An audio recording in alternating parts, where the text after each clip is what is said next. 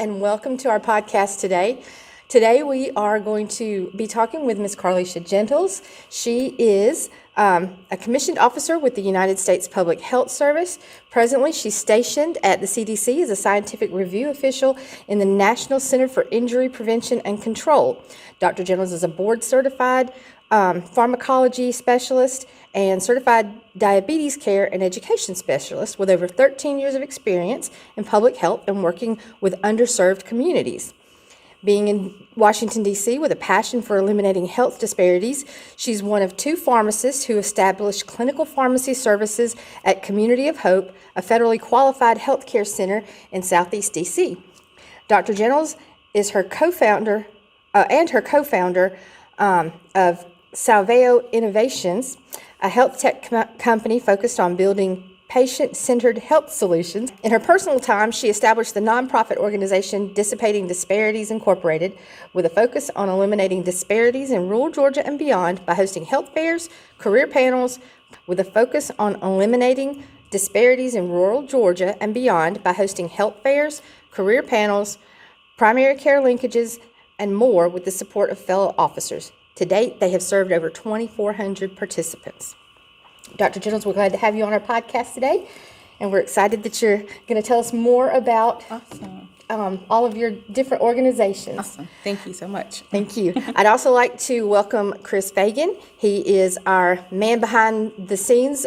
He is responsible for making sure that these podcasts come across and you get to learn more about each of our honorees for Black History Month. He has a podcast called Talk Your Culture that airs on Mondays at 7 p.m. on Facebook. You can also see his podcast on YouTube and Instagram, so be sure to check him out.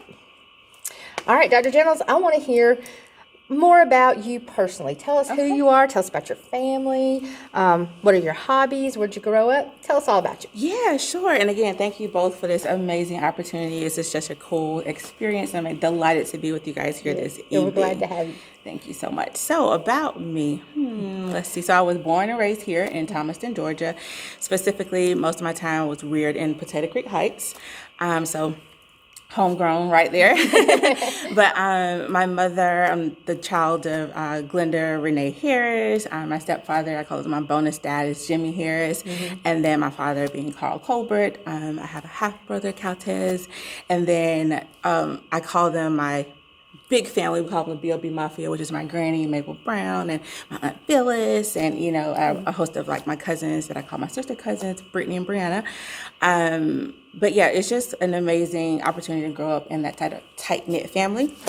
But as I have grown up, I've actually gotten married, and so now my husband is Dr. Andrew Gentles, and I have two beautiful daughters, Emery and Drew Gentles as well.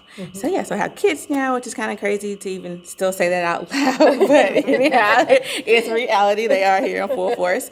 And then as far as my upbringing and things that molded me into who I am today, I think just growing up, again, that tight-knit family, having a support system for them, and also growing up in the church. Grew up in the church, in the choir, Friendship Baptist Church, which was really amazing, always having the support of the family there, and just always feeling like there was the presence of Christ in our lives. Like, I feel there's never a time I can think back when I was growing up that I didn't know Christ, right? Like, as far back as my memory can say, probably super young, not so much. But there's always a point that I knew that, and that I felt the support, and that I could always knew I could go, and always wanting to, in me, having that drive to want to help people and do the same. So I think one thing that always sticks out with me is for to whom much is given, much is required. And I think that's definitely pushed me along in my life. Yes. So, yeah. Very good. That seems to be a common thread with everybody that I've talked with. You know, they have a strong family support, most of them, and they also have a strong spiritual support. Yes. So, yes. I agree. It definitely made a big difference in my well-being and growing up in the morals and values that I still hold true to today. Absolutely. I've read that you are a lieutenant commander in the Public Health Service, and you're commissioned officer of the United States Public Health Service. So that must be very exciting. Can you tell us what made you want to be part of this and what led you to your career in public health? Yeah, sure. So as for my career in the public health service, definitely one of the United States best known secrets is what they call it. We do look like the Navy, so if you see me in a general uniform, it's a khaki uniform, so it resembles the Navy. But we're definitely focused on public health and doing what we can to support our communities in times of crisis, and then also whenever there's not a time of crisis, we're stationed at various facilities, whether that be the CDC here in Atlanta, or we might be at the FDA in Washington, D.C., and so forth. But as for my exposure to the Corps, it happened when I was in pharmacy school at Howard University, and some of our alums had actually joined the Corps because I never knew about it before, and they came back, and it was in the midst of Hurricane Katrina. So Hurricane Katrina had just happened, and they came back and told these amazing experiences where they were able to go down, be boots on the ground, set up various clinics, hospitals, and so forth, because of course, you remember Katrina was devastating to that community in New Orleans. But being able to go there and really be boots on the ground and provide much needed healthcare services to a community that was lacking. You know, lights were out, they needed medications, they needed all these different things. And I was like, oh my gosh, you can do that. Like you as just, with your pharmacy degree and so forth, can go into this community and help set up these services that are much needed in this area. Definitely piqued my interest. And they also shared opportunities about serving on the Navajo reservation and things like that. So that was really, really cool to me. But being able to be in such a service and practice in various settings was very encouraging to me and really enlightening. Okay. Well, tell us more about the Navajo Reserve. Tell us what you did there. Yeah, so after graduating from pharmacy school and completing my residency, I did work at Walmart for a bit. I feel like I grew up in Walmart. I started at Walmart when I was 16, so I've always known I want to be a pharmacist. But after that, I said, okay, I've done Walmart for a while, and I'm kind of ready for a change. Let's see what I can do. My husband and I were talking about it, and after remembering we had the lectures about the public health service, we're like, let's go for it. Why not try it? I was a little bit hesitant because it was in Arizona, and I was like, oh my gosh, I'm gonna have to leave my family and everything I know in Georgia, even though I had been away to DC, but I just gotten back to Georgia. It's like, I want to stay here, but there's this calling to be out in this community that really needed me.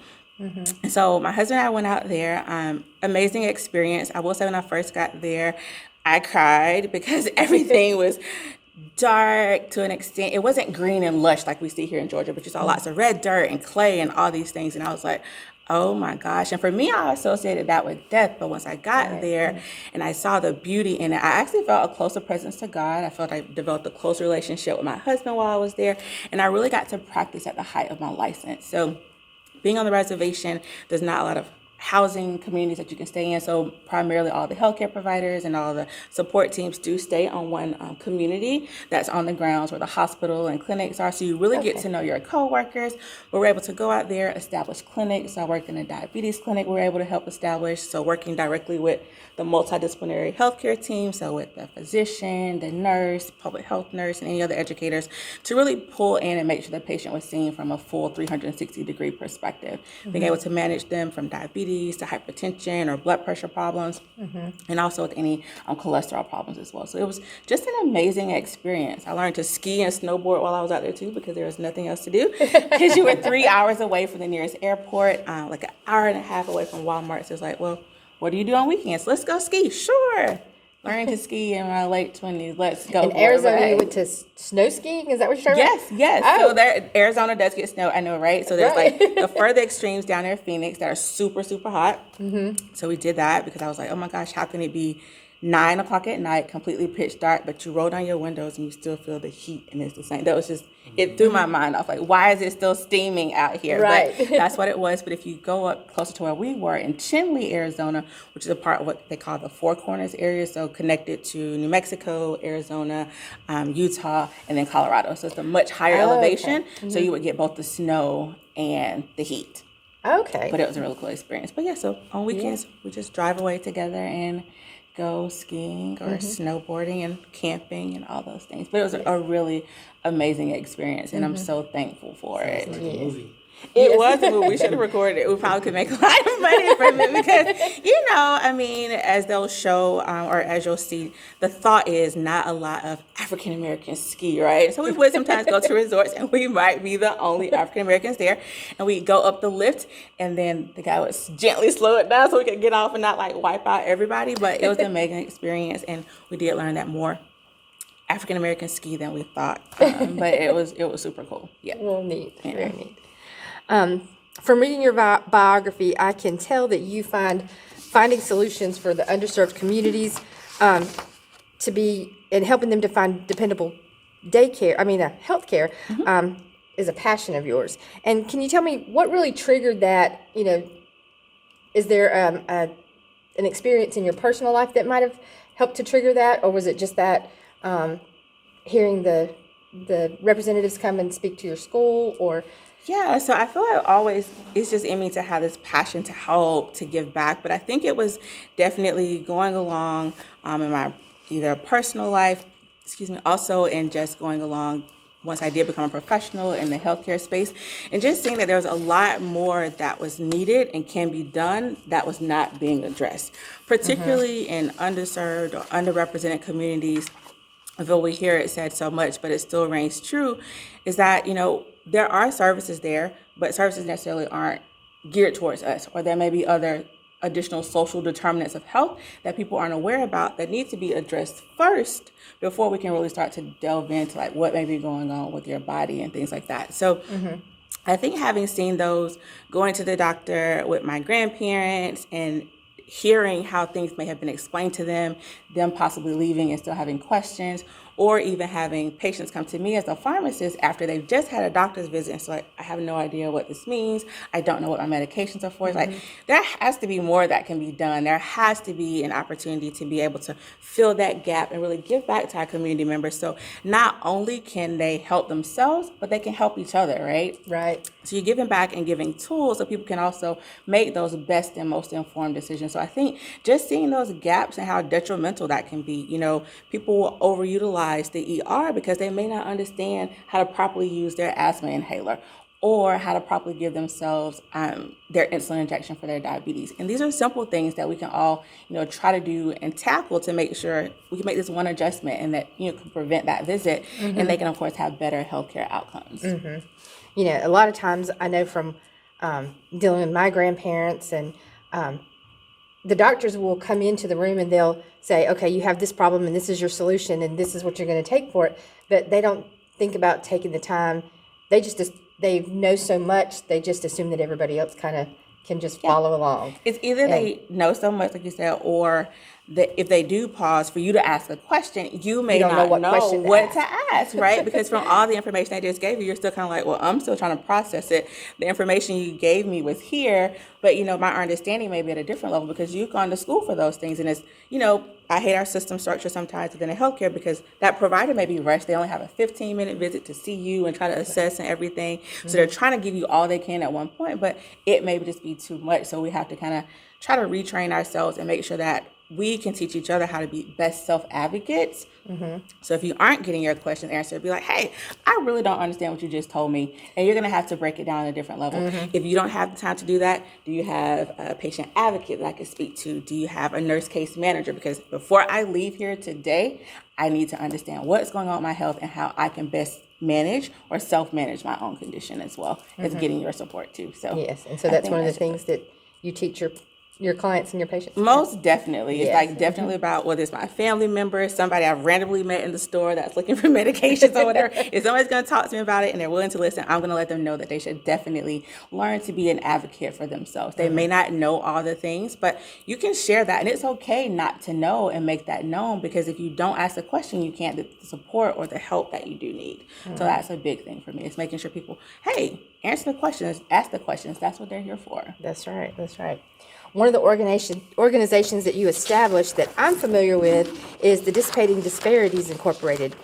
When you brought that to the Civic Center this past fall, I was able to get a flu shot, so I was glad to be able to take advantage of that. But I also noticed that you must train each of your vendors on how to teach that and pass it forward to everybody that comes to their table because everyone seemed to take time and want to explain to me why they were there and what they were doing.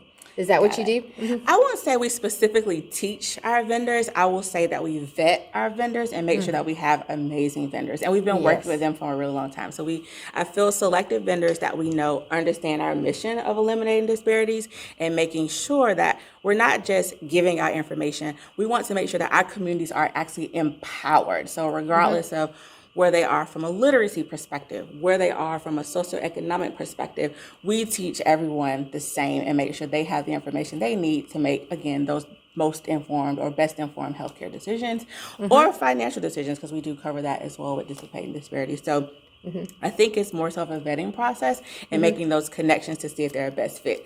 If they're not a best fit, we may not work with them. I mean, we can definitely get the information, but we want to make sure that we're giving our community members what they need. Yes. And we hear it from the community, right, as well. We don't just have our health fairs and let it go. We also follow back up via surveys or either touch points like, hey, how was your experience? Was this good for you? Did this not work well for you? So I think after having it almost 9 years now, we really had a chance to try to do a well-oiled machine, and definitely working with our vendors. But they're absolutely amazing. Yes, they are. And we love definitely our local vendors as well, partnering with the health department quite often. And what is your reach? Are you just in Georgia, or where do you reach with dissipating disparities? Yeah, so our primary focus is here in the Central Georgia area, but we've had some amazing opportunities to expand a little bit more. So our focus is definitely here in Upson. So we do Upson, Pike, Lamar, Spalding, and Crawford counties are our primary areas right here, because we want to make sure we stick within the rural community, because everybody's like, well, why not expand to Atlanta? Atlanta's great, but I also feel Atlanta has a lot of these services that often don't reach down to our areas. Right. But some different individuals did hear about our work. So we've actually been able to do some work with some partners in New Orleans. So going back to the New Orleans area and to some of the ninth wards and do some really great work there, helping with some different health fairs, even doing some community building projects that resemble Habitat for Humanities. And then a really cool experience we had was to help set up a campaign with the New York City Liberty basketball team in New York, and really helping in the midst of the pandemic, helping community members understand the importance of getting vaccinated, the importance of getting tested for COVID-19, because that was probably last year, I think, which was the beginning of 2 years ago almost now, but that we're able to really get in there and make sure people understood that the systems aren't trying to get over on you. If you don't understand the information that's coming, let's go to a reputable source, or a source that you trust. And oftentimes that's a source that may look like you, but making sure that those opportunities are there so you can get your questions answered and know, like, okay, I'm going in to get my vaccination and I feel comfortable about it. I'm going in to get tested. Nobody's trying to steal my information. I know where it's going to be used and different things like that. So that was a really cool experience with the New York City Liberty team. So we've had a couple of other opportunities like that, but our primary focus is here in the Central Georgia area. Okay, neat. Yeah. Can you tell us about some of the other organizations and companies that you've been a part of, things that you've started? Yeah. So I don't think I started a whole lot. Definitely try to do my part and make sure we do that. So definitely dissipating disparities is a big part of the work that I've done, having founded it and trying to expand and do more. Because we not only just focus on health, but a big part is what we do is education. So we give away scholarships within the local area as well, and also do components around financial literacy to make sure we're trying to address the entire individual. I would say my next company, most recently founded in the last 2 years, is Salveo Innovations that you were mentioning. And it is a startup health tech company where we focus on making sure that the patient, again, is at the center of that focus, but breaking down that complicated healthcare jargon that we're seeing in communities that comes across sometimes in a doctor's office or a local clinic or a hospital, and making sure that patients understand that information that they're getting and can break it down. So that app will pretty much help them do exactly that, is to convert that complicated healthcare jargon and so forth.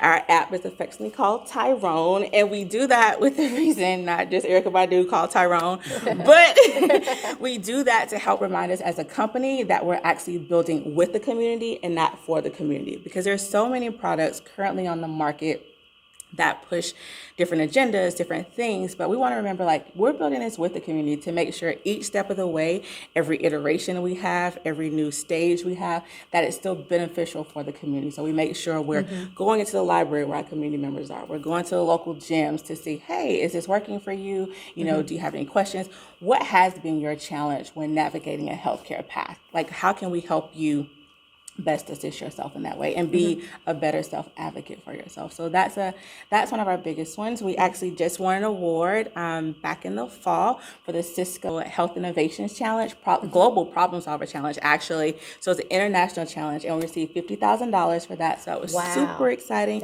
to help launch and push our application forward. So we're super excited. Yes. We're in those beta development stages now for our MVP, so our minimal viable product, which we hope to be ready to launch by the end of Q3 of this year. So we're super, super excited because we see how important that Tyrone is for our communities.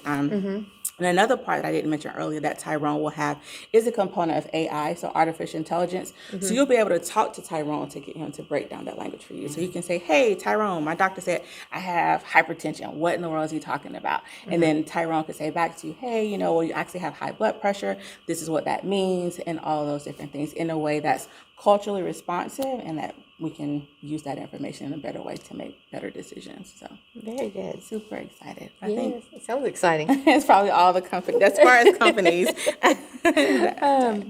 Let's see. Who was one person in your life? I want to get some insider stuff. Can you tell me who was one person in your life that had the most impact on you, and tell us why? I would probably say the one person in my life that has had the most impact on me would be my mom. So Renee Harris. And I say that because I've just seen her trajectory, having me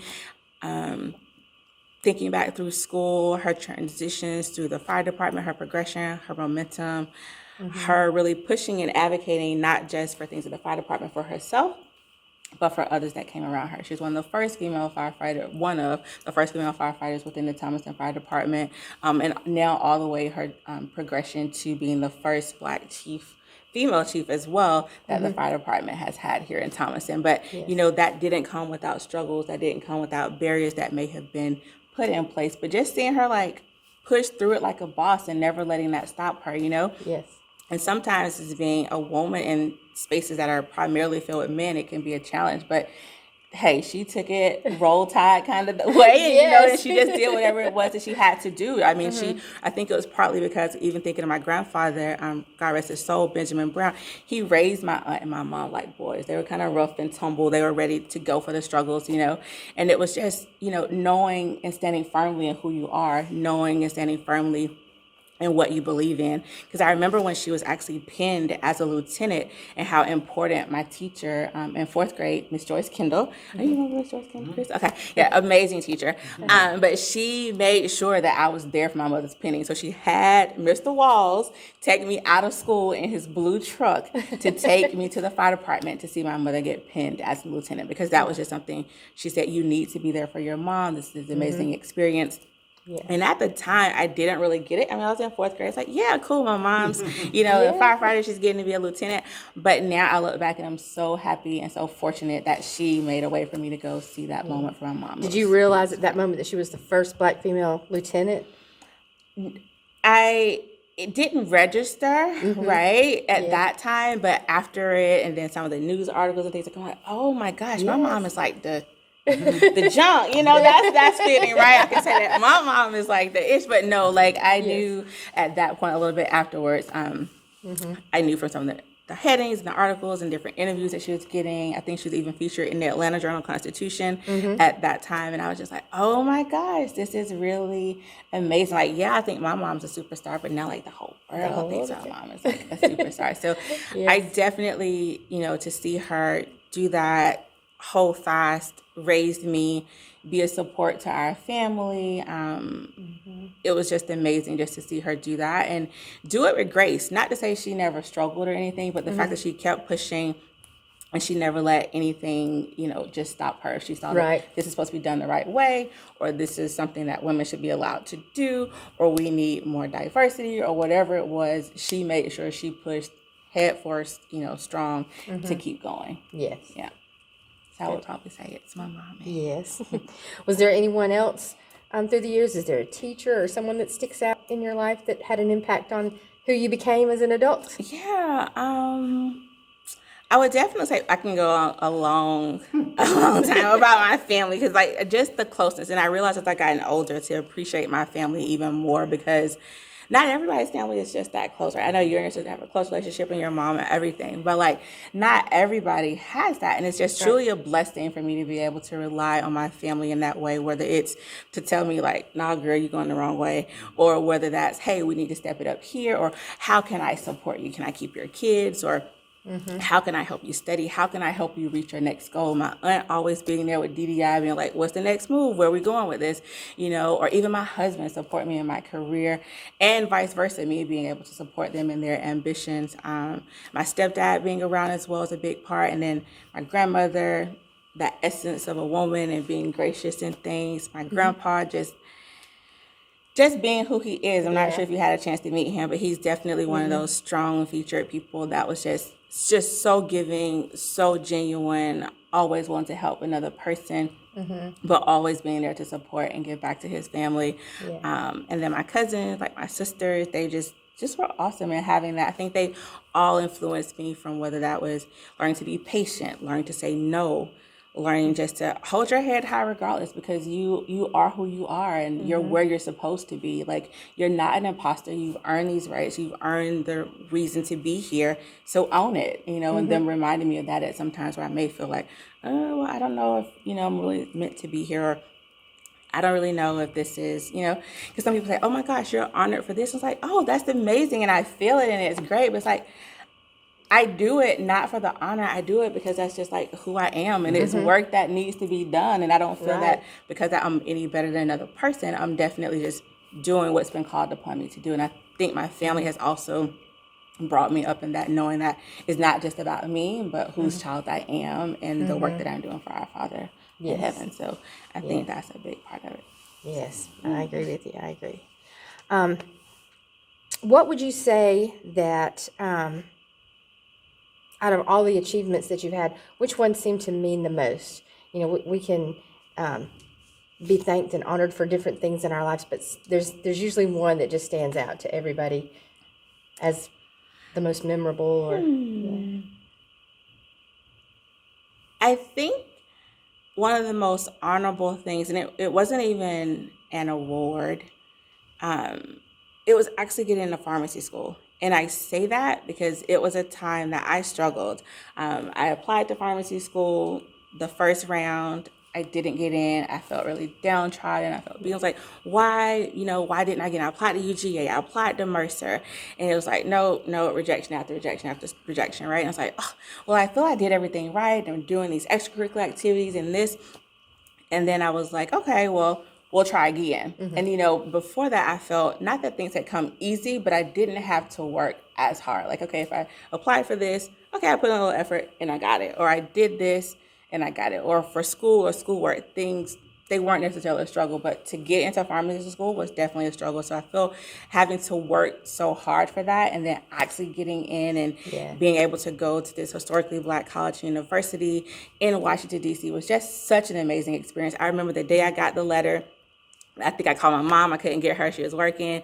And everyone else, I called my grandma. I was like, Granny, I got in. I remember screaming and jumping up and down. And like, we were just crying together, because I knew this is where I was supposed to go. I knew from the age of 16, this is what I was supposed to do. But for some reason, it wasn't working out in the beginning. It wasn't the time. It wasn't the time, exactly. But it worked out. And I felt it was a perfect time, because then I met my husband in a great time, because he was at pharmacy school as well. So I think, you know, God totally aligned that for me. But I didn't see it in those moments. But I think that was definitely one of the most memorable and like definitely honorable moments for me, was actually getting in, because it was a struggle, you know, and just the things I had to do, and but it also humbled me. It reminded me that you are still human, and, you know, you will have to fight and really work hard for certain things in life. And so I also felt that gave me more grit to push forward with some of the things I've had to do today. Absolutely. A lot of times when things come too easy, we don't push hard enough to keep it going. Or we don't appreciate it. We don't appreciate it. Yes. Absolutely. We don't appreciate it.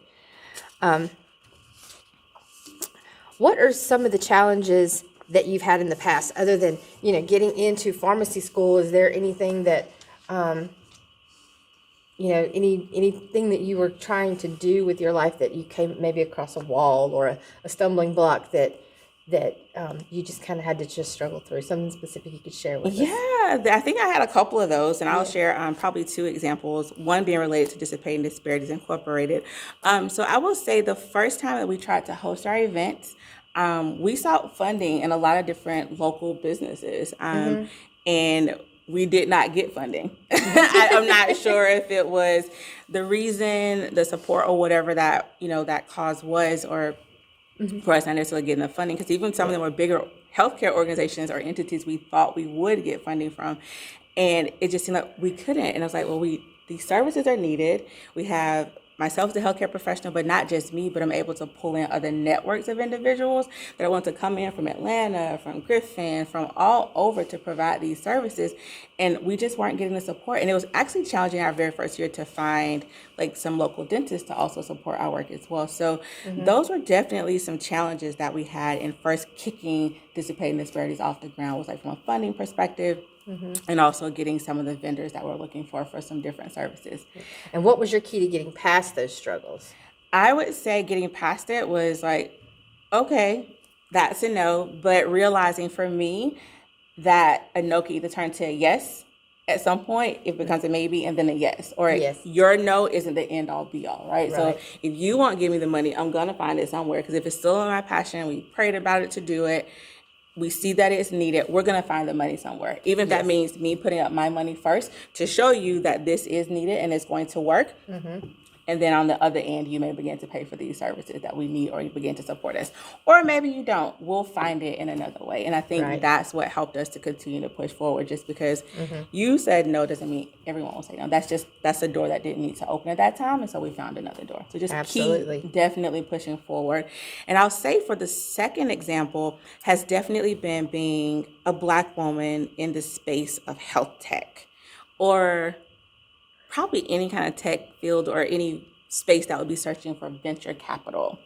And so that has been challenging, not only being female, but also being a Black female in that space, because you'll see your counterparts get funding. So for instance, there's a case right now with JP Morgan. I think they gave a company $175 million for just an idea almost, right? It wasn't a fully fledged product. Some of the things have been thought out and so forth, but you see this commonality, like a lot of companies giving funding to the majority of what founders look like. And so it's easy, or even there's a lawsuit right now in DC where, in Alexandria actually, a company is suing an entity that was giving funding specifically to BIPOC founders, because they're like, oh, well, you're now disenfranchising white founders who typically get 93% of the VC funding in the U.S. in general. So when you're up against the barriers like that, it becomes challenging. So sometimes opportunities will be presented to you that may not look great, because they're like, oh, I'm gonna give you $100,000, but for that $100,000, I want 50% of your company. And it's like, well, that's kind of predatory, right? Like, would that be the same that you offer to someone else? And so I think with barriers like that, when searching for funding, it's about finding your people. And if that funding or those things don't feel right to you about the terms that you're being offered, you don't have to take it. Maybe you participate in the program they're offering, but when they come to offer you the check, like, I don't feel comfortable with those terms, I'm not going to take it. So having that level of self-worth within yourself, self-worth around your company, your product, and being able to say, well, no, that's not what we're going to do. I don't agree with this part. And being able to say no to the check. It's hard, especially when you're like, pushing forward and you know that you need the money, but this isn't the best thing for your company at this point. So being able to push forward and things like that, and continue to look for your people. Your people may not necessarily look like you, but they'll be for you, regardless of what they look like. But finding those people that are truly meant for you and willing to truly support you, and do so in a way that doesn't make you question their aims or what motives that they may have. Yes. And you have to be, like you said, you have to be fully understanding of your worth and what you have to offer. You have to do that. Worth. And sometimes we'll second guess that, but but we get past that too. We do. We definitely get past that, and you keep pushing forward. Have those affirmations, talk to yourself during the day or before your meetings and so forth. But just remind you that you are worth it. You are worthy. All of us are. Absolutely. Because God made us that way. Yep, exactly. Do you have any goals that you have yet to accomplish that you could share with us today? Goals I have yet to accomplish. Anything on the horizon for Dr. Carlisha Gentles? I would say they're still in line with some of the things that I'm currently doing, but bigger wise, I would say with dissipating disparities, that has always been on my heart, is to have our own clinic to service our own patients. And I say our own, but just like community members or patients that come to us that do need services in general, because I still feel like I often see struggles or practices that our patients actually need better services or more exposure or a consistent team that will explain things to them in a way that they need it and will support them. So DDI is working towards having a clinic.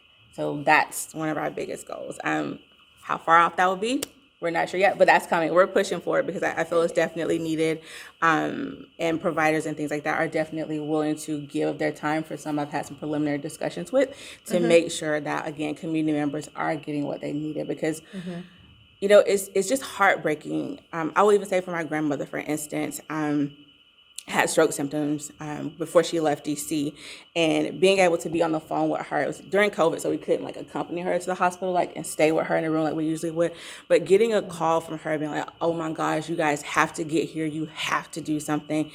You know, I don't know what they're saying. I don't know what they're doing. It was heartbreaking. But fortunately, like my husband had connections at the hospital because he had worked there at one point before. So we could jump in, we could call, make some calls, make sure things were done. We could also break down things for her. But not everybody has healthcare members in their family, right? Not everybody has that ability to call someone and be like, I really don't know what they're saying. Can you help me? They may want to and deep down in their heart do so, but they just can't because they haven't, you know, had that healthcare experience for one reason or another. But through DDI, through our clinic, like we're hoping to not have those situations or have less of those situations, right? Where people can really understand and be true advocates and really get the care they need seamlessly and not having to always, I'll say, stand on someone's neck to make sure it gets done. Because that sometimes happens as well. Like I feel in general, our healthcare system needs work. But we're here, we're apt, we're ready to do it is how I see that. And then secondly, I think for our company Salveo Innovations with our app Tyrone, we want it to be in the hands of everyone. We want everyone to have access to it, and we're going to be working with third-party payers in order to do so. But I would say, just to leave that with people, is that our overall vision with Tyrone is for everyone to have an understanding of what the information their provider is sharing with them, for there to be no barriers to understanding or getting the information you need to make an informed healthcare decision. And that's the type of world we want to build with Tyrone. That's the kind of world we want to support with Dissipating Disparities Incorporated. So those are more holistic goals, but that's definitely what we're pushing for. Yes. Well, I think you have a great thing going. I can see you achieving every one of those goals. Thank you. And I think, now that I think about it too, also, I would say raising my daughters, right, to be like amazing, great, productive citizens. I was just going to ask you, how do you fit parenting? Oh my gosh. With that, and when do you go to sleep?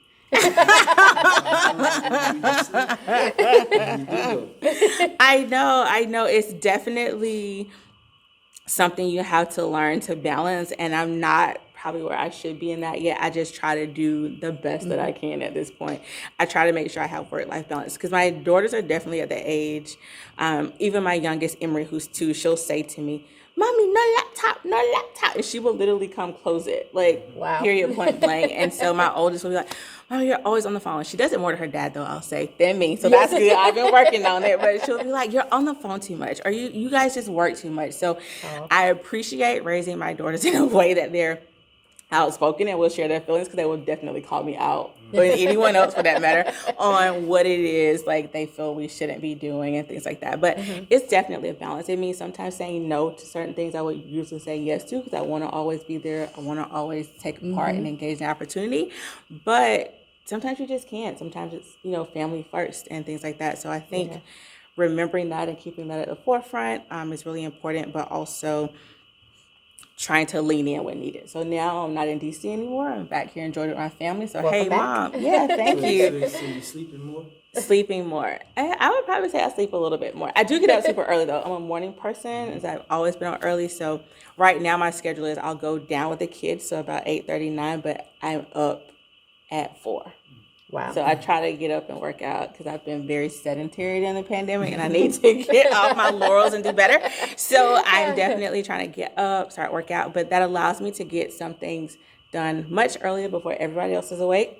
And then, so when my girls get out of school, I can really, not my girls, our girls, my husband and I's girls, I can really get out and just shut my laptop or stop working and really have my focus on them. Whether that's taking them to dance or gymnastics and things like that. So, but definitely having our support system here is making a difference. Yeah. I asked that question because my kids with me all the time, which is rare for a dad to say. Right. But Awesome. it just worked out like that.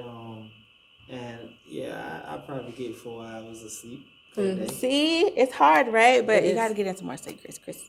Sleep is needed. Yeah. Yes. Yeah, it's hard. It's Money hard. needed too. That is very true. I will say it's hard because, like, that's my husband. So maybe it's a male thing because he can go on like a lot less hours. So if you ask Not my my husband, he'll be like, yeah, take that part out. right? He'll sleep for only about like 4 hours or so. But somebody has to be fully functioning at some point. So we'll give or take. But yeah, I agree. It's a really hard balance It and is, trying to figure that out. Yes. I mean, there's no real blueprint to it. It's Right. not. It's just figuring out what's best for you and your family, right? I think Exactly. that's a big part in it. And then if you have that support system you can lean into, make sure you use it. Because I think a lot of times we don't. We have it and we don't. We feel like, oh, I'm putting this burden on someone else. But I grew up, and I was telling my friends the other day, I don't remember ever going to like a babysitter. I was with my aunt or I was with my grandparents, you know? So like definitely being able to lean into those support systems helps to make some of those things a little bit lighter. Yeah. Yep. All right. Well, we appreciate you being here so much. I've enjoyed listening to you and learning about all your adventures and all the things you're involved in. I appreciate And we look forward to having you at our Black History Month celebration. Yay, so excited. Thank you guys again so much for the opportunity Well, thank and the honor. And thank you for accepting. Of course. I'm glad to do it. It feels great to be recognized in your own hometown by your own community members. It just feels wonderful. So again, I can't say how much that truly means. Yes. I gotta have Mr. Gentles on my original podcast. Yes, you will. He's a treasure. Andrew loves to come see you when he gets here. He's in DC. Otherwise, he'd probably be here trying to see you tomorrow. But Andrew's like, I always got to go see Chris. I got to go see Chris, see what's going on. And that was another big part, too, I will say, is that with the Dissipating Disparities Incorporated, is with the health fairs, is being able to get more men involved. And so Chris and Mike from the, tell me the name of the barbershop. I don't know. Diamond Cuts. Diamond Cuts. Why is that escaping me? So anyway, cut it out. So another big component, we'll say, with Dissipating Disparities, or challenge we had, was actually trying to get more men out. But being able to partner with Chris and Mike with Diamond Cuts was just so helpful and amazing. So they actually helped us to host what's called a barbershop talk. They would get the men out. Sometimes we hosted it here at the Civic Center, or we actually hosted it at the shop where men could just come in, for lack of a better word, let their hair down and really talk about prominent health issues or even like mental health things that may be going on, things they may not feel comfortable talking about in other spaces. But it was our chance as Dissipating Disparities to get to really engage more men we weren't seeing initially with a lot of the events. So that was a really big Men deal. are Thank you guys again just for that. naturally kind of keep things in. They do. They feel like it helps them to be stronger or Yeah, whatever. I mean, Is that what it I is? work at a barbershop. But I feel like- I'm forever telling men things that they just don't know. Yeah. Right, but it's needed, right? So like barbershop, like even there's a big study with I think the New England Journal of Medicine where they're putting out those types of programs for like blood pressure or diabetes and coming into the barbershop to help men manage those conditions because you know they're gonna come to the barbershop even if we can't force our male significant others into the doctor's office. They're gonna be at the barbershop. So That's right. let's meet the community members where they are. Yeah, Absolutely. Right now, my biggest movement is getting black men to be fathers. That's something I'm really trying to push because things like health or anything just don't get taught to the children because the mother can't teach them everything. The mother's only going to teach them as far as they know. You know what I'm saying? Right. So it takes a team, and the community get left behind because of lack of fathers. I think in a lot of cases, and it's just something I've been trying to push for a while. It's one of the reasons why I started podcasting is trying to get that voice out there because I can only speak so far from behind the barbershop chair. Right. So yeah. That's amazing, Chris. I love that. And it's definitely so needed in our communities, whether fathers are there or not there by choice or by improper incarceration or whatever the different Whatever the things case may Yeah. be, Yeah. like it's definitely a Yeah, focus that's definitely trying to needed. encourage more men who are good fathers to their children to kind of like step in with someone else Yeah. who may not have a father figure. Right, I Yeah. totally agree. It doesn't always have to be that biological connection. It's also Right. about just being a good friend, a good mentor to Yeah. another child. That's a beautiful. I love that. I commend you. Yeah. If there's anything I can ever do to support you, please let me know. I love So that. I'm gonna get with Mr. Gentles and we're gonna. He's all about that. Oh, yeah. He will love that. He loves mentoring as well. And then I can say he's been an amazing father to our when girls. when y'all had your first kid, the excitement in his voice and on his face. Yes. Just told me everything. Yeah. Yeah. You know what I'm And they saying? It was adore like- him. It was like the next year he was kind of frustrated. Ready to pull his hair out. Probably with the second one, he was more like, "Oh, okay, it's another girl. Like, what? Yeah. How's this gonna go?" But you know, like most men want a son, right, to carry on their lineage and their name. But he adores them, and they definitely. I couldn't ask for a better father, honestly, for our daughters, and I'm truly blessed to have him as a husband and have him in our lives. So yeah. Well, that's Yeah. amazing. Well, thank you again. I look forward to seeing you on the 26th of February for our Black History Month. Yes. Please bring all your friends and family. It's gonna be the whole, as we say, B.O.B. Mafia. That's what we call our family. There we go. It sounds We like will be fun. there. Yes. We look forward to it. Thank you. Thank you all for listening. Thank you. All right.